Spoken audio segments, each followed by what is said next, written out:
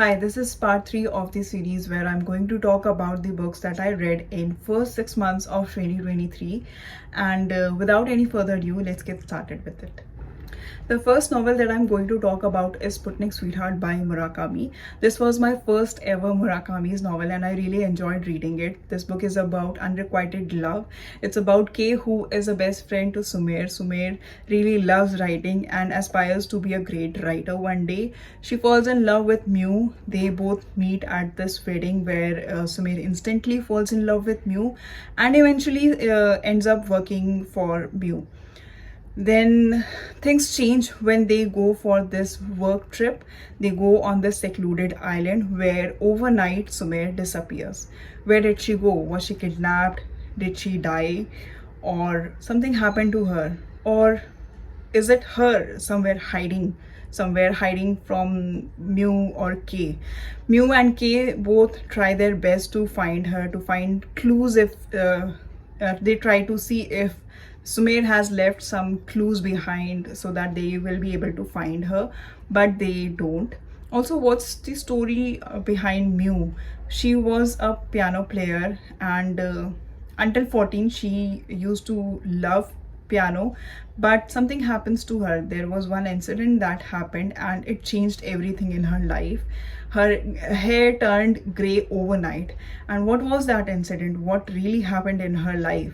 So it's all about that. It's a world of magical realism and it's a very good novel, very great writing and very smooth. I think anyone who is a Murakami's books lover, they will enjoy reading it. And anyone who has never read Murakami's novel before, I think they can start with this one.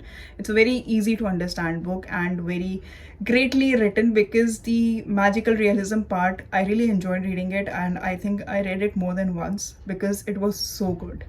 So yeah, Sputnik Sweetheart.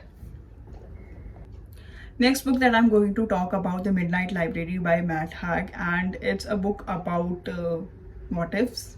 So if you have any equation and even a little thing in that equation changes, the outcome can change drastically. It's about that. It's about the choices. What if you can choose from so many lives, that one life where you are happy, where all of your dreams are fulfilled, where you are your best self? What would you do? Would you choose it? So this book is about that. This book is about Nora, who is depressed, who takes her own life, and she ends up in this library. She's not dead, she's not alive, but she's in the middle. She is in this endless library which has account of every decision that she has taken in her life and where she has ended up today. So there are so many choices. If she had done something different, so her life would be so different from that. For example, one time she thought that she wanted to be a glaciologist, and she chose that life. She tried to live it, but it also allows you to come back to this library to choose another life if you're not happy with that one. So it's all about that, but it also teaches you that it's not about these lives. It's about whatever you do, you are going to, you have to choose love. You have to choose the people that make you whole. It's about that. And I really enjoyed reading this book. This book gives you hope. This book tells you that you should not give up on yourself. There are so many things that happens in life for a reason that you do not know. Maybe there are so many things behind the scene happening which you are not aware of, that is leading you to this point. But you have to be, keep holding on to this and keep going. When life gives you lemon, you make lemonade. It's all about that. I really enjoyed reading this book, and great writing. And yeah. The third book is Tuesdays with Morrie, and this book is about conversation between Mitch Albom, who is the author of this book, and Professor Morrie. Professor Morrie was someone who really enjoyed life. He used to live in the moment. He really enjoyed interacting with people. He loved dancing. He loved eating. But one day he get diagnosed with this incurable disease, and he loses his ability to do anything on his own. And rather than being sad about it, rather than being disappointed that he cannot do anything on his own now and he cannot enjoy the life like he used to before, he decides to talk about it. He decides to interact with people who have similar experiences. He decides to share his experience, that what it's like, that you know that any day can be your last day on this earth.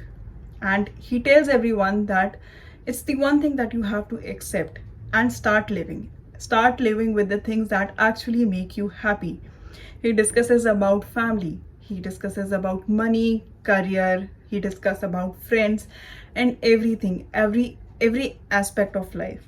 And it sums down to this one idea, that you have to accept the death and then start living.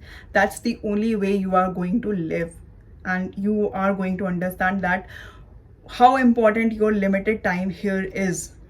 So it's a very beautiful book. It's a very warm book and a very short book also. And the good thing about this book is that Mitch received an advanced amount for this book, and that amount was used to pay the bills for Morrie's hospital bills. So yeah, these were the books. This was the last part of the series of the books that I read in first 6 months of 2023. And I know it's not a lot, but I am a slow reader. I like reading books very slow, and I think I have not missed any book, but if I have, I will probably discuss about it in a separate video. And I will also put a link of the other two videos where I talk about the other books that I read in the first 6 months of 2023, if you wanna check that out. But yeah, this was the end of this video, and if you liked it, please consider liking and subscribing and sharing. Thank you. Bye bye.